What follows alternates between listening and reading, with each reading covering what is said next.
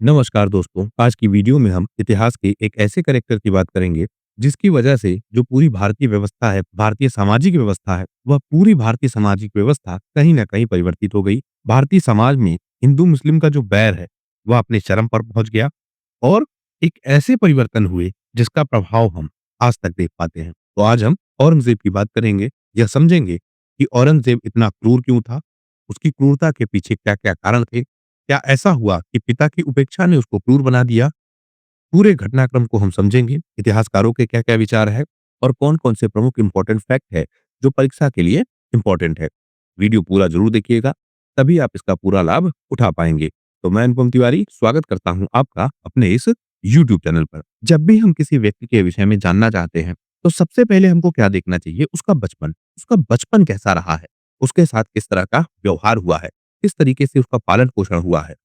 इन सब के बाद ही हम यह समझ पाते हैं कि दरअसल वास्तव में जो उस व्यक्ति की पर्सनैलिटी है, उसका डेवलपमेंट किस प्रकार से हुआ है। तो अगर हम औरंगज़ेब की बात करें, तो इसका जन्म होता है 3 नवंबर 1618 में उज्जैन के निकट दोहद में। दोहद स्थान का नाम है, शायद आपसे कभी पूछ ले। अगर हम परिवार की बात करें, तो यह शाहजहां का तीसरा बेटा है। इसका भाई कौन है? दारा शिकोह। 2 भाई और कौन है? शाह शुजा और मुराद बख्श। हमने अपने पिछले वीडियो में इसके स्ट्रक्चर की बात की थी या किस तरह से भाइयों में विवाद हुआ था उसकी बात की थी। लेकिन यहाँ पर आप समझिए 4 भाई हैं और लगभग 16 से 17 साल की उम्र में औरंगज़ेब बनता है जागीरदार या फिर मनसबदार। लेकिन इसके साथ समस्या क्या होती है? यह क्रूर होता है लेकिन योग्य होता है। यानी कि एक अच्छा योद्धा होता है लेकिन क्रूर प्रशासक होता है। इसका इम्पैक्ट क्या पड़ता है? इसको अभियानों पर भेजा जाता है, अलग-अलग अभियानों पर। अभियानों में यह सफलता तो पाता है, लेकिन क्रूरता बहुत ज़्यादा करता है। अब यह जो क्रूरता है, यह विद्रोही बना देती है। शाहजहां इसकी नीतियों से कहीं न कहीं खुश नहीं होता है, लेकिन जो इसकी अपनी योग्यता है, यह इसके समर्थक जुटाती है। बहुत सारे लोग इसके समर्थन में आ जाते हैं। जैसे हमने बात की थी जब दारा की और दारा के केस में हमने बात की थी कांधार अभियान की। कांधार अभियान के दौरान दारा को बहुत बड़ी सेना दी गई थी, लेकिन अंततः दारा डिसीजन नहीं ले पाता है ठीक से, कोऑर्डिनेशन नहीं होता है उसकी अपनी सेना में। अंत में परिणाम यह होता है कि दारा शिकोह पराजित हो जाता है। इससे पहले लेकिन 2 अभियान किए थे औरंग ने भी, यानी कि औरंगज़ेब ने भी। इन 2 अभियानों में यह भी असफल रहा था। यहाँ पर दारा भी असफल रहा था। जब औरंगज़ेब असफल रहा था, तो इसकी बहुत आलोचना की गई और वह आलोचना मुख्यतः की थी या सबसे ज़्यादा की थी शाहजहां ने, यानी इसके पिता ने खुद। लेकिन यहीं जब दारा पराजित हो गया, तो वह आलोचना नहीं हुई। अब इसके 2 कारण हो सकते हैं। औरंग ने यह समझ लिया कि उसके पिता उसके खिलाफ भेदभाव कर रहे हैं और शाहजहां ने यह समझ लिया कि दरअसल यह अभियान ही गलत है, इस क्षेत्र को शायद नहीं जीता जा सकता। दोनों का अपना-अपना व्यू पॉइंट है। कुल मिलाकर इससे हुआ क्या? जो आपका शाहजहां है और जो आपका औरंगज़ेब है, इनके बीच विवाद हो गया।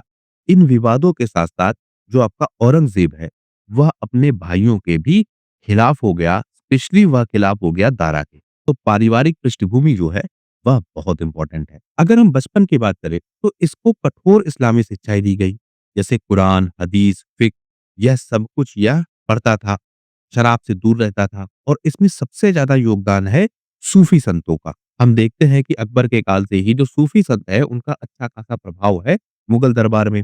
सूफी संतों की अलग-अलग विचारधाराएँ हैं।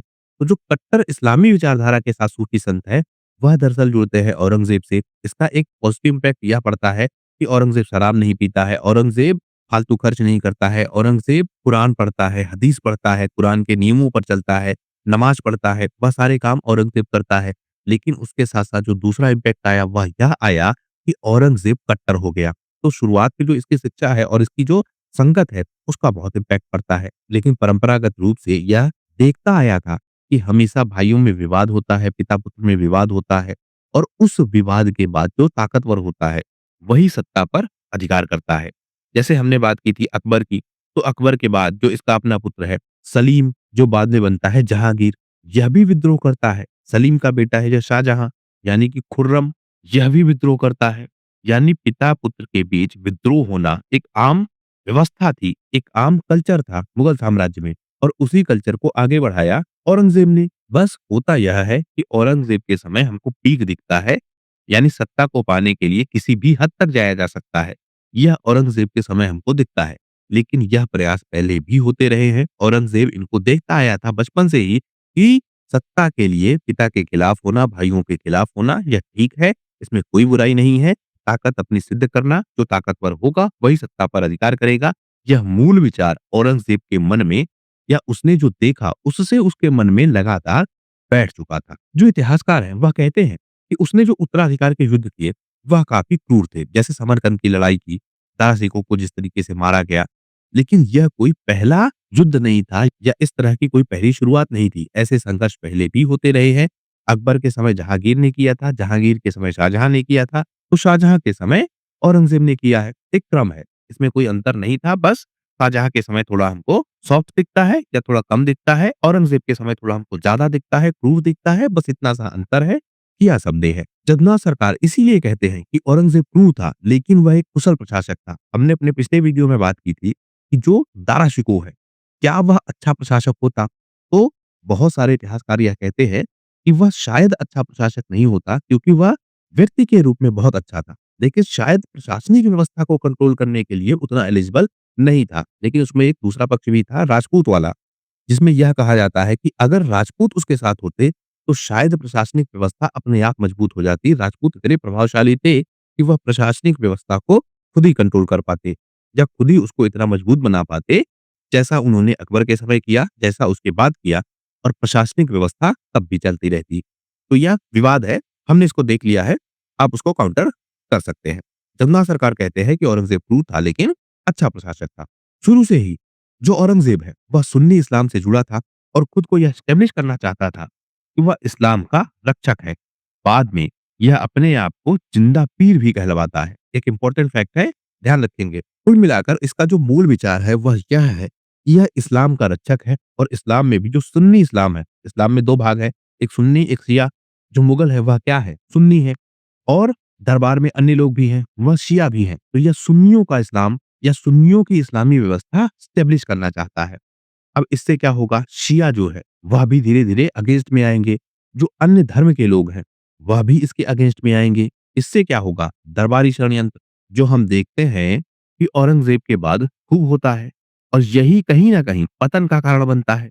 यानी इन्हीं कारणों से दरबारी षड्यंत्रों के कारण से भी कहीं न कहीं मुगल साम्राज्य अंत में समाप्त हो गया। तो सुन्नी इस्लाम की जो विचारधारा इसकी है, उसी के आधार पर यह पूरी व्यवस्था को एस्टेब्लिश करना चाहता है। हमेशा यह लोगों को शक की निगाह से देखता है, ना केवल अपने पिता को, ना केवल अपने भाइयों को, बल्कि अपने बेटों को भी, जैसे आजम शाह, अकबर, इन सब के खिलाफ यह खड़ा हो जाता है, इन सबको यह शक की निगाह से देखता है। अकबर के केस में अगर आपको याद हो, अकबर यानी जो औरंगज़ेब का बेटा है, वह अकबर, यह चला जाता है संभाजी के पास अपनी सुरक्षा के लिए, किससे? अपने पिता से अपनी सुरक्षा के लिए। यानी औरंगज़ेब इस हद तक क्रूर हो चुका था कि वह किसी को भी नहीं देखता था कि वह उसके लिए उपयोगी है या हर किसी को वह संदेह की निगाह से देखता था और इसमें उसने अपने पुत्रों को भी नहीं छोड़ा। अंत में अकबर भी मारा जाता है और कहते यह है कि इसमें भी औरंगज़ेब का हाथ था। तो जब हम औरंगज़ेब की क्रूरता की बात करते हैं कि उसने अपने भाई को इस तरह मारा, उसने अपने पिता को कैद में रखा, तो एक तो परंपरा है, दूसरा वह अपने पुत्रों के साथ भी ऐसा ही करता है। यानी उसके लिए जो राजनैतिक व्यवस्था है और उस राजनैतिक व्यवस्था में भी जो इस्लाम के सिद्धांत हैं वह बने रहे, उसके लिए वह कुछ भी करने को तैयार था। इसी क्रम में यह दक्कन में लगभग 25 सालों तक लड़ता है। बीजापुर, गोलकुंडा, मराठा साम्राज्य इन सब से लगातार लड़ते रहता है, लेकिन किसी भी स्थिति में जो इस्लाम की विचारधारा है, उसमें परिवर्तन नहीं होता है। वह उन्हीं सुन्नी इस्लाम की शिक्षाओं पर सामाजिक व्यवस्था को एस्टेब्लिश करना चाहता है। औरंगज़ेब नक्शबंदी सूफी सिलसिले से कनेक्टेड था। यह जो सिलसिला है, यह अहमद सरहिंदी से जुड़ा था, जो कि कट्टर सुन्नी विचारधारा वाला था। यह इस्लाम की बात करता था, इस्लाम के नियमों की बात करता था। इसी से औरंगज़ेब जुड़ा हुआ था। यह कहते थे कि जो बिदअत है या बिद्दत है, यानी कि नवाचार, इनोवेशन, कोई इनोवेशन नहीं करना चाहिए और बहुदेववाद मतलब अलग-अलग देवी-देवताओं की पूजा करना, यह भी नहीं करना चाहिए। इसमें आपको एक शब्द और समझना होगा, एक होता है बेशरा और एक होता है बाशरा। यानी शरीयत के हिसाब से बाशरा और शरीयत के बिना बेशरा, यानी बेशरा से बाशरा। इस विचारधारा पर समाज को स्थापित करना है। पूजा नहीं करनी है मंदिरों में, मंदिर नहीं बनाने हैं, देव पूजा नहीं करनी है, मूर्ति पूजा नहीं करनी है, अलग-अलग देवताओं की पूजा नहीं करनी है। इन सारे विचारधाराओं पर यह एस्टेब्लिश है। इनोवेशन नहीं करना है, नए परिवर्तन नहीं करने हैं। अगर कोई नया परिवर्तन करता है विचारधाराओं के रूप में भी, तो उनको डिमोलिश करना है। इन्हीं पर यह आधारित है। इसके गुरु कौन है? मियाँ मासूम, यह भी पूछा जा सकता है। और मियाँ मासूम कौन थे? अहमद सरहिंदी के या तो यह बेटे थे या फिर इनके शिष्य थे। थोड़ा विवाद है लेकिन मिलता है। तो हम देख रहे हैं कि मुगल परंपरा जो लगातार सूफीवाद के साथ आगे बढ़ रही थी और सूफीवाद का अच्छा खासा प्रभाव था मुगल परंपरा में। लेकिन अकबर के समय, जहांगीर के समय जो सूफी परंपरा है उसके अलग भाग, जैसे चिश्ती अकबर के समय बहुत फेमस है, कादरी जो कि फेमस है दारा के समय, यानी दारा से बहुत ज़्यादा कनेक्टेड है। दारा कादरियों को खूब समर्थन देता था या उनकी विचारधाराओं को समर्थन देता था। तो सूफी परंपरा तो बनी हुई थी, लेकिन कट्टरवाद जो आया वह औरंगज़ेब की एक तो अपनी पर्सनैलिटी थी, दूसरा उसको ऐसा माहौल मिला कि वह इतना ज़्यादा कट्टर हो गया। सूफी मत का जो प्रभाव है, क्योंकि यह भी आपसे पूछा जा सकता है कि क्या सूफी मत की वजह से औरंगज़ेब इतना क्रूर हुआ? तो इसका सकारात्मक पक्ष है।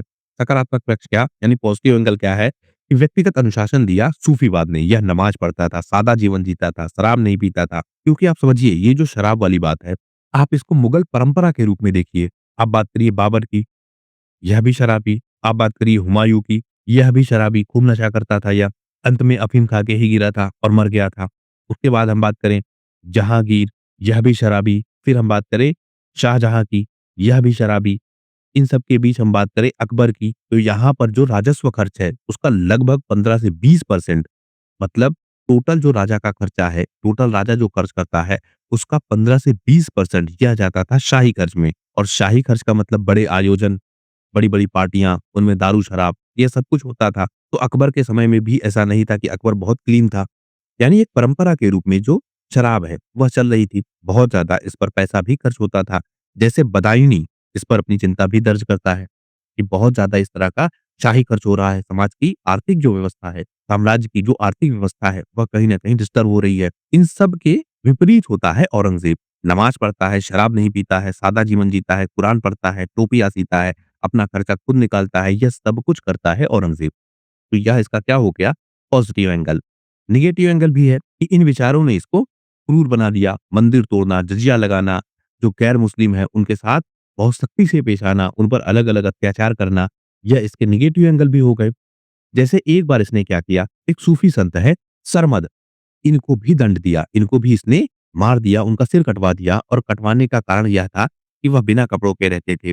दारा शिकोह से जुड़े थे, दारा शिकोह के विचारों के साथ जुड़े थे या दारा शिकोह उनके विचारों के साथ जुड़ा था, तो उनको भी इसने मरवा दिया था। यानी सूफी संतों को भी यह मरवा देता था, अगर वह उसकी विचारधारा से कनेक्टेड नहीं होते थे। तो यह क्रूरता का चरम है। हालाँकि बाद में यह कहता है कि जो खुलदाबाद का क्षेत्र है, वहाँ पर जो सूफी संत हैं, सैयद जैनुद्दीन जिनकी कब्र बनाई गई है, उस कब्र के पास ही इसको दफनाया जाए। यह फैक्ट है, शायद आपसे पूछ ले। तो सूफी संत सैयद जैनुद्दीन की कब्र है खुलदाबाद में, वहाँ पर इसने खुद को दफनाने की इच्छा व्यक्त की थी। अब हम देखते हैं कि कैसे यह राजनीतिक जीवन में आता है और कैसे यह अलग-अलग अभियान करता है। शुरुआती चरणों में हम देखते हैं, तो इसको दक्कन की सूबेदारी दी जाती है। यह दक्कन का सूबेदार बनकर जाता है। गोलकुंडा और जो दक्कनी साम्राज्य है, वहाँ पर मुगल साम्राज्य को एस्टेब्लिश करने की कोशिश करता है। यहाँ पर यह बागलाना क्षेत्र, अहमदनगर क्षेत्र, इन सारे क्षेत्रों पर धीरे-धीरे अधिकार करता है। लेकिन क्योंकि जो व्यवस्था थी इसकी, जिस तरीके से यह डील करता था, वह बहुत क्रूर था। इसके कारण क्या होता है, शाहजहाँ से ही इसका विवाद हो जाता है और शाहजहाँ ने इसको 6 महीनों के लिए दरबार से बाहर कर दिया। जब यह दक्कन के अभियान पर गया, तो इसने वहाँ पर वह क्रूरता दिखाई, जिसके कारण शाहजहाँ नाराज़ हो गया और नाराज़ होने के कारण शाहजहाँ ने क्या किया, इसको 6 महीने के लिए दरबार से बाहर कर दिया, यानी मुगल व्यवस्था से ही इसको बाहर कर दिया। एक कारण और था, औरंगज़ेब ने यहाँ बहुत सारे क्षेत्रों पर अधिकार किया था, लेकिन शाहजहाँ ने यह भी कहा कि जो उसने खर्च किया है, वह खर्च बहुत ज़्यादा है। इस कारण 1644 में इसको सूबेदार के पद से हटा दिया जाता है। लेकिन फिर अगले ही साल 1645 में इसको गुजरात का सूबेदार बनाया जाता है और गुजरात का सूबेदार बनाकर भेजा जाता है। विवाद फिर वहीं होता है, फिर से पिता के साथ तनाव होता है। यह खर्च बहुत ज़्यादा करता है, यानी युद्ध बहुत करता है, जिससे बहुत ज़्यादा खर्च होता है, बहुत आक्रामक होता है। बातचीत से या किसी अन्य तरीके से यह मामले को सुलझाना नहीं चाहता है और इससे क्या होता है, खूब खर्चा होता है। यहाँ पर यह व्यक्तिगत रूप से सफल तो होता है या फिर सैन्य अभियानों में तो सफल होता है, लेकिन खर्चों के कारण पिता से फिर से तनाव हो जाता है। और एक घटनाक्रम यहाँ पर और है। औरंगज़ेब की जो बहन है, जहाँ आरा और औरंगज़ेब के बीच इसी बात को लेकर विवाद हो जाता है। आप लेकिन यहाँ एक फैक्ट ध्यान रखिएगा, बाद में यही जहांआरा औरंगजेब की गद्दी का समर्थन करेंगी। मतलब जैसे 3 बहनें हैं, वह 3 बहनें अलग-अलग भाइयों को समर्थन देती हैं। उनमें जो जहांआरा है, वह समर्थन देती हैं औरंगजेब को। लेकिन शुरुआती चरण में किसी बात को लेकर विवाद हो जाता है। बाद में होता क्या है कि जो जहांआरा का महल है या फिर उनका जो रहने का स्थान है, वहाँ पर आग लग जाती है। शाहजहां यह मानता है कि क्योंकि औरंगज़ेब इतना क्रूर है कि हो सकता है उसने यह काम किया हो, अपनी बहन को ही जलाकर मारने की उसने कोशिश की हो। तो औरंगज़ेब को इसलिए भी शाहजहां दरबार से निकाल लेता है। फिर से औरंगज़ेब पिता की उपेक्षा का शिकार बनता है। इसके बाद फिर इसको भेजा जाता है बल्ख अभियान पे, यानी मध्य एशिया के अभियान पर। यहाँ पर औरंगज़ेब बल्ख पर कब्जा करता है, लेकिन थोड़े समय के बाद ही यह कब्जा छूट जाता है। अब जब यह कब्जा छूट जाता है, यानी बल्ख का क्षेत्र मुगल साम्राज्य से छूट जाता है या औरंगज़ेब की पकड़ से छूट जाता है, तो औरंगज़ेब की यह व्यक्तिगत असफलता बताई जाती है। शाहजहां यहाँ पर औरंगज़ेब को अपमानित करता है। इसके बाद इसको भेजा जाता है मुल्तान और सिंध के क्षेत्र में, वहाँ का सूबेदार बनाकर। अब देखिए, शाहजहां लगातार इसकी निंदा भी कर रहा है, यह क्षेत्रों को जीत भी रहा है, इसको सूबेदार तुरंत बना भी दिया जा रहा है अगले क्षेत्र के लिए, लेकिन बार-बार पिता के द्वारा अपमानित होने के कारण कहीं न कहीं इसके मन में बैठ चुका था कि पिता इसकी इज़्ज़त नहीं करते हैं, पिता इसको सम्मान नहीं देते हैं, पिता इसकी वैल्यू नहीं समझते हैं और अपने पिता के खिलाफ हो जाता है यह। इसका इम्पैक्ट यह भी पड़ता है क्योंकि योद्धा के रूप में या फिर एक सैनिक के रूप में दारा शिकोह इतना योग्य नहीं होता है, लेकिन फिर भी उसको सम्मान मिलता है। तो यह दारा शिकोह के खिलाफ भी जो द्वेष है, जो ईर्ष्या है, वह औरंगज़ेब के मन में भर देता है। 1652 में इसको फिर से बनाया जाता है दक्कन का सूबेदार। जब बीजापुर और गोलकुंडा के खिलाफ फिर से लड़ता है, लेकिन फिर से इसके आक्रामक रूप की आलोचना की जाती है, बहुत ज्यादा यह अटैकिंग होता है। इस बार यह अपने पिता को पत्र लिखता है कि वह जो काम कर रहा है वह करना जरूरी है, बातचीत से सारे मामले हल नहीं हो पा रहे हैं, तो युद्ध करना है, युद्ध में खर्च होगा। लेकिन पिता इसकी बात को ध्यान में नहीं रखते हैं, इसके कामों की लगातार आलोचना होती है। इससे औरंगजेब के मन में यह बैठ चुका था कि पिता और भाई दारा शिकोह दोनों उसके विरोध में हैं, दोनों को हटाया जाना ही उसकी अपनी जो व्यक्तिगत भूमिका है, उसको एस्टेब्लिश करेगा। फिर हमने देखा किस तरीके से विवाद हुए, किस तरीके से युद्ध हुए और अंत में 21 जुलाई 1658 को कुछ जगहों पर 31 जुलाई है, यानी जुलाई 1658 में औरंगजेब ने अपना राज्याभिषेक करवाया, पहला राज्याभिषेक। 2 राज्याभिषेक हुए हैं औरंगजेब के, यह भी ध्यान रखना होगा। पहला राज्याभिषेक कब हुआ? जब इसने सामूगढ़ की लड़ाई जीती और आगरा पर कब्जा कर लिया। तो उस समय पिता को इसने जेल में डाला और तुरंत गद्दी पर अधिकार किया। उसने यह दिखाने की कोशिश की कि वही गद्दी का उत्तराधिकारी है। कारण इसका यह था कि उसके जो 2 भाई हैं, शाह शुजा और मुराद, अभी यह जिंदा थे, तो इनको हटाया जाना भी ज़रूरी था क्योंकि यह भी गद्दी के दावेदार थे, भले ही युद्धों में पराजित हो चुके थे। इससे हुआ क्या? औरंगज़ेब ने दिल्ली और आगरा पर कंट्रोल एस्टेब्लिश कर लिया और उसने एक उपाधि धारण की, अबुल मुज़फ़्फ़र मुइनुद्दीन मोहम्मद औरंगज़ेब बहादुर आलमगीर। आलमगीर ध्यान रखिएगा। यह उपाधि है किसकी? औरंगज़ेब की। फिर 5 जून 1659 को यह दूसरा राज्याभिषेक करता है। तब जब यह खजवा की लड़ाई को जीत लेता है, देवरिया की लड़ाई को जीत लेता है, शुजा, मुराद बख्श इन सब को पूरी तरीके से समाप्त कर देता है, दारा शिकोह भी मर चुका होता है। अब इसका कोई ऐसा कॉम्पिटिटर नहीं है जो गद्दी का दावा करे। अब यह जब दूसरी बार राज्याभिषेक करवाता है, तो यह एक तरीके से वैलिड राज्याभिषेक था। बहुत बड़े आयोजन होते हैं, उपाधियाँ धारण करता है, मुहरें जारी करता है, सिक्के जारी करता है और यह एस्टेब्लिश करता है कि यह मुगलों का अगला बादशाह है। कोई इसके कॉम्पिटिशन में नहीं है, कोई इसके अगेंस्ट में नहीं है, कोई अल्टरनेटिव ऑप्शन नहीं है और यही मुगलों का वास्तविक उत्तराधिकारी है। इन सब के साथ ही जो ईरान का शासक है, वह भी इसको समर्थन देता है। यानी ईरान के शासक का जो समर्थन है, वह भी मिलता है औरंगज़ेब को अंतरराष्ट्रीय रूप से, क्योंकि ईरान विदेशी शक्ति है। तो इंटरनेशनली यह अनाउंस हो जाता है कि औरंगज़ेब ही मुगलों का अगला उत्तराधिकारी है। भारत में जो मुगल साम्राज्य है, उसमें अब औरंगज़ेब ही बादशाह है। जो सफाविद शासक है ईरान के शाह, शाह अब्बास द्वितीय, यह अपना एक दूत भेजते हैं, शाह बुगात बेग, शायद पूछ ले कभी, तो शाह गुदाद बेग आता है और यह ईरान के शासक का समर्थन देता है औरंगज़ेब को। औरंगज़ेब इसको राजकीय सम्मान देता है, बातचीत होती है। कुल मिलाकर एस्टेब्लिश यह होता है कि औरंगज़ेब एक इंटरनेशनल वैलिडिटी के साथ बनाया गया मुगल बादशाह है। मनुची जो कि इतिहासकार है, वह अपनी पुस्तक में इसका वर्णन देते हैं। अब औरंगज़ेब जब बादशाह बनता है, तो 2 चीज़ों को वह खत्म करता है, एक राहदारी और एक अबवाब। अब यह आपसे पूछा जा सकता है, 2 तरीके का यह कर है। हमको यह समझना है कि यह दरअसल कर क्या था जिसको खत्म किया औरंगजेब ने। राहदारी क्या था? राह और दारी, रास्ते का टैक्स यानी ट्रांजिट टैक्स, पासिंग ड्यूटी। एक स्थान से दूसरे स्थान तक जब सामान को भेजा जाता था, तो उस रास्ते पर लगने वाला यह टैक्स था। यह टैक्स किसानों और व्यापारियों पर बहुत बोझ डालता था, जो कीमत है वह कीमत बढ़ जाती थी। औरंगजेब ने कहा कि यह हराम है, ऐसा टैक्स इस्लाम की व्यवस्थाओं के तहत नहीं लेना चाहिए और उसने इस कर को हटा दिया। इस तरीके का एक टैक्स है आबवाब। यह क्या था? मुगल प्रशासनिक काल में जो स्थानीय जमींदार है, मनसबदार है, अधिकारी हैं, यह अपने हिसाब से भी कुछ टैक्स लगा देते थे। यानी 2 तरीके के टैक्स लगते थे। एक जो मुगल दरबार है, वह टैक्स लगाता था, एक जो स्थानीय टैक्स है, वह लगते थे। स्थानीय टैक्स कौन लगाता था? स्थानीय प्रशासक। और मुगल दरबार अपना भी टैक्स लगाता था। तो यह टैक्स भी वसूला जाता था, यह टैक्स भी वसूला जाता था। दोनों को वास्तविक रूप से वसूलता कौन था? स्थानीय प्रशासक। यह वाले टैक्स का हिस्सा भेजा जाता था मुगल दरबार को और इस टैक्स को यह खुद रखता था।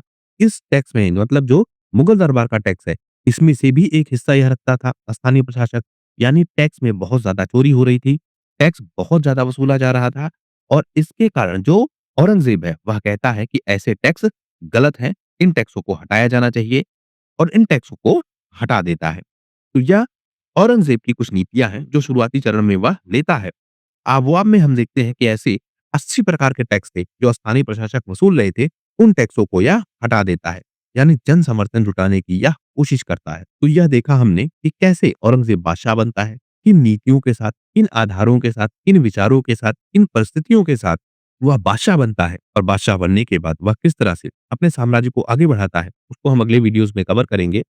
इस वीडियो में हमने समझ लिया बेस क्या है, जो औरंगज़ेब की विचारधारा को एस्टेब्लिश करते हैं। आशा करता हूँ कि यह वीडियो आपकी परीक्षा के लिए उपयोगी होगा।